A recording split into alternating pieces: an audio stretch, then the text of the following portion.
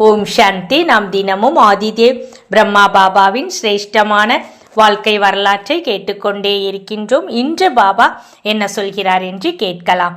தொண்டு நிறுவனங்களின் தோற்றம். டெல்லி கமலா நகரில் நிரந்தரமாக இயக்கக்கூடிய இறைப்பணி மையம் ஒன்று நிறுவப்பட்டது. அகமதாபாத்திற்கு சென்றிருந்த பிரம்மா குமாரிகள் கான்பூரில் இத்தகைய ஒரு மையத்தை துவக்கினர். அங்கு பிரபல தொழில் அதிபரும் ஆரிய சமாஜ், குருத்வார், அகல்வாலியா சமாஜ் போன்ற மத ஸ்தாபனங்களில் அங்கம் வகித்தவருமான பாபா ஹர்விலாஸ்ரே என்பவர் மிகவும் விருப்பத்தோடு இறை ஞானத்தை கேட்டறிந்தார். அவர் தனது பங்களாவின் ஒரு பகுதியை இறைப்பணிக்காக அர்ப்பணித்தார். இதற்கிடையே பிரம்மா குமாரி இருதய மோகினி மற்றும் பிரம்மா குமாரி சாந்தாமணி அவர்களும் அழைப்பின் பேரில் அவர்களும் லக்னோ போய் சேர்ந்தனர். அங்கேயும் ஒரு இறைப்பணி மையம் அமைக்கப்பட்டது. இவ்வாறாக பல்வேறு நகரங்களில் அழைப்பின் பேரில் நிரந்தர மையங்கள் உருவாகின. இவை யாவும் இதனால் பயனுறும் மாணவியரின் தன்னிச்சையான ஆதரவில் இயங்கி வந்தன.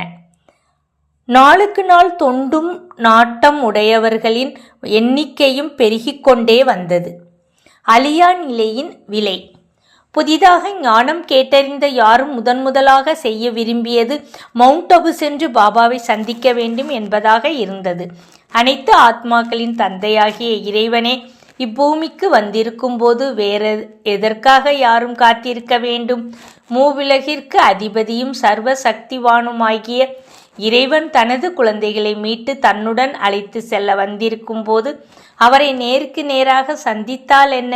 இத்தகைய எண்ணமே புதிய மாணவர்களின் சிந்தனையில் ஓடிக்கொண்டே இருந்தது. யாரை பல பிறவிகளாக கூவி அழைத்தோமோ, யாரை மலைகளிலும் காடுகளிலும் புனித ஸ்தலங்களிலும் கோயில்களிலும் தேடி அலைந்தோமோ, அவரை சந்திக்காமல் ஒரு வினாடி கூட எப்படி இருக்க முடியும்? ஆனால் இதற்கு சகோதரிகளின் வழக்கமான பதில், பாபாவை நீங்கள் இப்போது சந்திக்க முடியாது என்பதுதான். யார் பிரம்மச்சரியம் கடைபிடிக்கின்றார்களோ, யார் உணவகங்களில் உணவருந்த மாட்டார்களோ, யார் சைவ உணவு பழக்கம் உடையவர்களாக இருக்கின்றார்களோ, யார் வெங்காயம், பூண்டு, முட்டை இவைகளை உணவில் சேர்க்காமல் ஒதுக்கி இருக்கிறார்களோ, யாருடைய பார்வையும் சன்ஸ்காரமும் தூய்மையாயிருக்கின்றதோ, யாருக்கு இந்த ஞானத்தில் முழு நம்பிக்கை இருக்கின்றதோ, இவர்களே பாபாவை சந்திக்க முடியும். இதை புரிந்து கொண்டு நம்பிக்கையோடு முயற்சிகளை மேற்கொள்ளும் நல்ல ஆத்மாக்களை என்னை சந்திக்க வர வேண்டும் என்பது சிவபாபாவின் கட்டளையாகும். நல்ல ஆத்மா என்றால் யார் என மாணவர்கள் விளக்கம் கேட்டனர். நல்ல ஆத்மா என்றால் யார் கடவுளின் ஆணைப்படி நடக்க சித்தமாகி இருக்கின்றார்களோ அவர்கள்தான் என்று சகோதரிகள் கூறினர். கடவுளின் ஆணை எது? மனம், சொல், செயலில் தூய்மையை கடைபிடிக்க வேண்டும். அவருடன் யோகத்தில் ஒன்றி இருக்க வேண்டும். இவற்றில் முக்கியமானது பிரம்மச்சரியம். இந்த அஸ்திவாரத்தின் அடிப்படையில் எல்லாவித இச்சைகளின் மீது வெற்றி காண முடியும். இதன் பிறகே ஆத்மா புனிதமான வாழ்க்கையின் பரமானந்தத்தை அனுபவிக்க முடியும். யார் இக்கொள்கைகளின்படி நடக்கின்றார்களோ, யாருடைய உணவு பழக்கங்கள், செயல்முறைகள் தூய்மையாக இருக்கின்றனவோ, அவரே கடவுளின் கீழ்ப்படிதல் உள்ள குழந்தையாவார். இத்தகையவரே கடவுளை சந்திக்க முடியும். நீங்கள் எப்பொழுது இம்மாதிரி தயாராகி விடுகிறீர்களோ அப்பொழுது நாங்கள் உங்களை அழைத்து செல்வோம் என சகோதரிகள் கூறினர். நீங்கள் இப்பொழுது ஆத்மாவை பார்ப்பதற்கு பதிலாக சரீரத்தையே பார்க்கின்றீர்கள். உங்களுடைய புத்தியும் தேக அபிமானம் உடையதாக இருக்கின்றது. இந்த நிலையில் நீங்கள் சென்றாலும் பிரம்மாவின் சரீரத்தையே தான் பார்ப்பீர்கள். பிரம்மாவில் உள்ள சிவபாபாவை உங்களால் புரிந்து கொள்ள முடியாது. ஆகவே உங்களை இப்பொழுது அழைத்து சென்றால் அது பெரும் குற்றமாகும். இதற்கான தண்டனையும் அனுபவிக்க நேரிடும் என்றனர். பக்தி பாவனையில் இருந்த மாணவர்கள் பாபா தண்டனை எப்படி அளிப்பார் என சகோதரிகளிடம் தர்க்கம் செய்தனர். மேலும் நீங்கள் எங்களை அழைத்து சென்றால் எங்களிடம் உள்ள தீய குணங்களை எல்லாம் முழுமையாக விட்டுவிட வேண்டியதுதான் என தீர்மானிப்பதற்கு நல்ல வாய்ப்பாக அமையக்கூடும் எனவும் கெஞ்சி கேட்டனர். ஆனால் திடமான முடிவு எடுப்பதென்பது ஞானத்தின் மூலமே சாத்தியமானது என்று சகோதரிகள் பதிலளித்தனர்.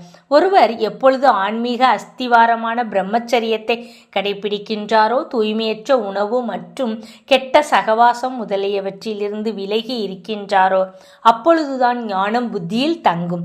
காம விகாரம் எனும் விஷம் அருந்துவதை விடாமல் இருந்தால் நீங்கள் பாபாவை சந்திப்பதன் மூலமாக அடையக்கூடிய அதீந்திரிய சுகத்தை அனுபவம் செய்ய இயலாது. நிர்விகாரியான பாபா விகாரிகளான உங்களை எப்படி சந்திக்க முடியும்? துக்கத்திற்கு அடிப்படை காரணங்களாக இருப்பவைகளையே இன்னும் நீங்கள் விட்டுவிடவில்லை என்றால் ஞானத்தை புரிந்து கொள்ளவில்லை என்றுதான் பொருள். தூய்மையற்ற ஒருவர் அங்கு சென்றாரேயானால் பாபாவை சந்திக்க வந்திருக்கும் தூய்மையான அன்னப்பட்சிகளின் கூட்டத்தின் நடுவில் ஒரு கழுகு இருப்பதைப் போல சூழ்நிலையே கெட்டு போய்விடும். தூய்மையான வாயுமண்டலம் கரைபடிந்து விட நீங்கள்தான் பொறுப்பு என்ற நிலை ஏற்படுவதை நான் அனுமதிக்க முடியாது. நீங்கள் உங்கள் புத்தியை ஞான ரத்தினங்களால் நிரப்பிவிட்டீர்களேயானால் தந்தையருக்கெல்லாம் மேலான தந்தையை சந்திக்க உங்களை அழைத்து செல்வோம். இதை கேட்டு சிலர் சரியான வழியை கடைபிடிக்கும் முயற்சிகளை மேற்கொண்டனர். வேறு சிலர் ஏமாற்றத்துடன் கைவிட்டு விட்டனர். காரணம், இவ்வளவு உயர்ந்த கொள்கைகளை கடைபிடிப்பது மிகவும் கஷ்டம் என நினைத்தனர். இன்னும் சிலர் தங்களுடைய பழைய பழக்க வழக்கங்களை உடனேயே தியாகம் செய்துவிட சித்தமாக இருந்தனர். கடவுளை அடைய இந்த பிறவியில் நாங்கள் என்ன வேண்டுமானாலும் செய்ய தயார் என கூறினர். காமம் நரகத்தின் வாயிற்படி ஆகவே இதை விட்டு விடுவது முடியாத காரியமா என்ன? இதை விடுவதன் மூலம் கடவுள் கிடைக்கின்றார் என்றால் இப்பொழுதே விட்டுவிடுகிறோம் என்றனர். என்றாலும் வேறு விதமாக வாக்குவாதம் செய்பவர்களும் இருந்தார்கள். அவர்கள் கூற்று என்னவெனில், சகோதரி, நாங்கள் எல்லாம் மிக உறுதியான பிராமணர்கள். எங்கள் உணவு பழக்கங்களை எல்லாம் தூய்மையானது. எங்களுடைய சுபாவத்தில் மாற்றம் உள்ளது. எங்களுடைய உறவினர்களும் அக்கம் பக்கத்தாரும் இதற்கு சாட்சி. எனவே எங்களை உங்களுடன் அழைத்து செல்லுங்கள். நாங்கள் இதில் தொடர்ந்து திடமாக இருப்போம் என எழுதி தருகிறோம். எங்களால் இப்பொழுது பாபாவை சந்திக்காமல் இருக்க முடியாது. நாங்களும் வருகிறோம், போகலாம் என்றனர். இப்படி திடமான நிச்சய புத்தியுடன் இருந்தவர்கள் பாப் தாதாவிடம் அப்பொழுதே அழைத்து செல்லப்பட்டனர். மீண்டும் பிரம்மா பாபாவின் வாழ்க்கை வரலாறு நாளை தொடரும். அச்சா, ஓம் சாந்தி.